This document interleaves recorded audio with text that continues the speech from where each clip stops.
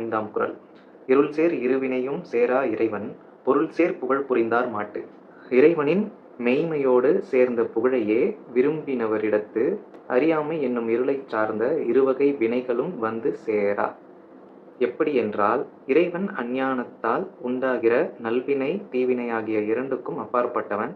அந்த பெருமையின் பொருளை உணர்ந்து விருப்பு வெறுப்பின்றி வணங்குகிறவர்களை இன்ப துன்பங்கள் என்ற இரண்டும் ஒன்றும் செய்ய முடியாது. புரியுதோ? புரியலையா? கடவுள் வந்துட்டு நல்வினை தீவினை இரண்டுக்கும் அப்பாற்பட்டவன். நல்லது கெட்டது எல்லாத்துக்குமே அப்பாற்பட்ட ஒருவர் தான் இறைவன். அந்த பெருமையின் பொருளை உணர்ந்து அதை மனுஷங்க நம்ம புரிஞ்சுக்கிட்டு விருப்பு வெறுப்பு ரெண்டுமே இல்லாமல் கடவுளை வணங்கினா நமக்கு வந்துட்டு அதிக இன்பம் வந்தாலும் துன்பம் வந்தாலும் நம்மளை ஒன்றும் பண்ண முடியாது. ஏன்னா இறைவனோட பாக்கியம் நமக்கு இருக்கும் அப்படின்றது தான் இந்த குறளோட பொருள்.